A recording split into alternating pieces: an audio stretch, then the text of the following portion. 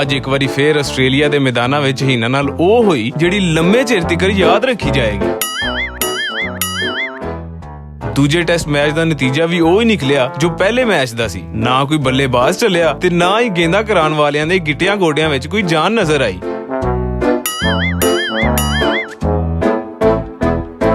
ਕੈਂਗਰੂਆਂ ਰੱਜ ਕੇ ਮਾਂਜਾ ਲਾ ਕੇ ਸ਼ਹੀਨਾਂ ਨੂੰ ਅਹਿਸਾਸ ਦਵਾਇਆ ਕਿ ਤੁਹਾਡੇ ਕਰਤੂਤ ਵੇਖੇ ਜਾਣ ਤੇ ਤੁਹਾਡਾ ਨਾਂ ਸ਼ਹੀਨ ਨਹੀਂ ਗੰਜੇ ਕਾਂ ਹੋਣਾ ਚਾਹੀਦਾ ਹੈ। ਬਹਰਹਾਲ ਲਿੱਤਰ-ਪੋਲਾ ਕਰਾ ਕੇ ਹੁਣ ਪਰਤਣ ਵਾਲੀ ਟੀਮ ਤੋਂ ਅੱਗੇ ਵੀ ਅਜਿਹੀਆਂ ਕਰਤੂਤਾਂ ਦੀ ਉਮੀਦ ਰੱਖਣੀ ਚਾਹੀਦੀ ਹੈ। ਇੱਕ ਪਾਸੇ ਤਾਂ ਇਸ ਹਾਰ ਦਾ ਦੁੱਖ ਹੈ ਤੇ ਦੂਜੇ ਬੰਨੇ ਜੀਓ ਨਿਊਜ਼ ਉੱਤੇ ਸਿਕੰਦਰ ਬਖਤ ਯਾ ਹੁਸੈਨੀ ਜੀਆਂ ਫੱਫੇ ਗੁੱਟਨੀਆਂ ਸੀਨਾ ਪਿੱਟ ਕੇ ਮਿਸਬਾਹ ਉਲ ਹਕ ਦੇ ਖਿਲਾਫ ਬੋਲ ਰਹੀਆਂ ਨੇ। 2 मैचों के बाद आपको लगा कि बैटिंग उनकी मुतासिर नहीं? ਇਹਨਾਂ ਦਾ ਵਸ ਚੱਲੇ ਤਾਂ ਗਵਾਂਡੋ ਚੋਰੀ ਹੋਣ ਵਾਲੀ ਕੁਕੜੀ ਵੀ ਮਿਸਬਾਹ ਦੇ ਖਾਤੇ ਹੀ ਪਾ ਦੇਣ। ਕੌਮ ਆਸਟ੍ਰੇਲੀਆ ਤੋਂ ਹਾਰ ਦੇ ਨਾਲ ਇਹਨਾਂ ਦੀਆਂ ਬੇਤੁਕੀਆਂ ਗੱਲਾਂ ਵੀ ਬਰਦਾਸ਼ਤ ਕਰ ਰਹੀ ਹੈ। ਬਹਰਹਾਲ ਇੱਕ ਗੱਲ ਤਾਂ ਤੈਅ ਹੈ ਕਿ ਨਾ ਸਾਡੀ ਟੀਮ ਨੇ ਬੰਦੇ ਦੇ ਪੁੱਤਰਾਂ ਵਾਂਗੂ ਖੇਡਣਾ ਹੈ ਤੇ ਨਾ ਇਹਨਾਂ ਮੁਸੀਬਤ ਖਾਨਿਆਂ ਵੈਨ ਪੋਨੋਂ ਟਲਣਾ ਹੈ।